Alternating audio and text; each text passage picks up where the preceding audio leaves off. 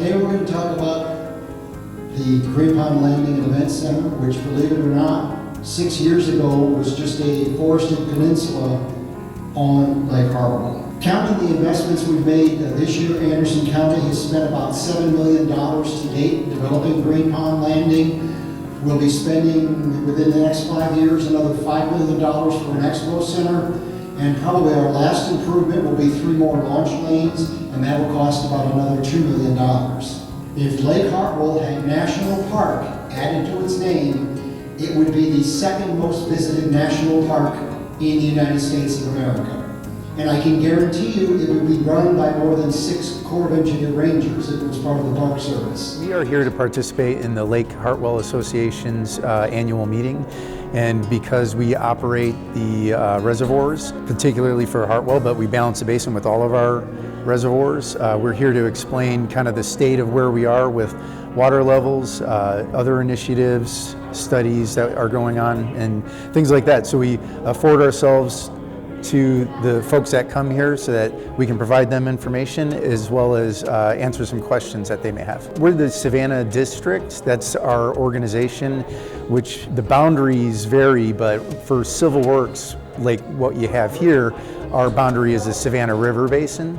And then we've got other boundaries as well, like we do the federal regulatory mission for the state of Georgia, and we support a number of large military installations, both Army and Air Force, in Georgia and North Carolina. We've enjoyed the inundation that is required for us to be able to hold water in our reservoirs for all purposes, to include recreation. That includes the shoreline that everyone enjoys, whether it's for fishing or they have a dock on the lake. Unfortunately, we have had a period of dryness. Not only have we lacked the inundation, we've had a lot of hot weather, so that's evaporating a lot of the water that we do have in our reservoirs, and that has caused us to go into trigger level 1 drought conditions for us, and that changes a little bit of the way that we operate our reservoirs. We really enjoy being a part of the community. We really enjoy being part of the mission and the great resource that is provided here with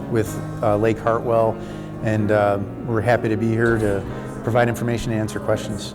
We certainly appreciate Lake Hartwell Association and what you do to help us protect and ensure that this resource is as good as it is now, 20, 30, 50 years in the future for our children and our children's children. We have a shoreline management plan. It's that blue book that you've seen, and it's dated 2007. And we have been in the last 2 years updating that plan.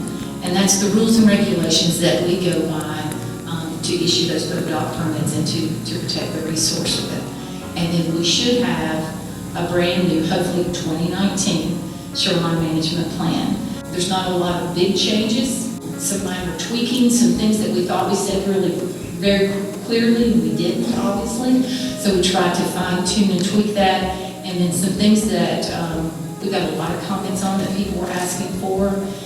We're not going to have a negative impact on the resource, so we made some changes. So I hope you'll be very pleased with that. We're having a price increase on our administrative cost to administer this program. So the administrative cost, if there is a boat dock, will be $800. There's $35 fee for the boat dock, so the total will be $835 for a 5-year term. If you were to look at it at a monthly cost, it's $13.92, $167 a year for a 5-year term for your permit. Once we've looked at what our process cost and we came up with that $800 figure, since we had the latitude not to charge the fair market value or not. We don't have the ability to waive the $35 for the dock because that's actually vetted in federal regulation that that's what we will charge for a boat dock. But the administrative fee is based on what our labor cost to issue that permit. So we're not going to charge any fair market value, and so that's going to result in that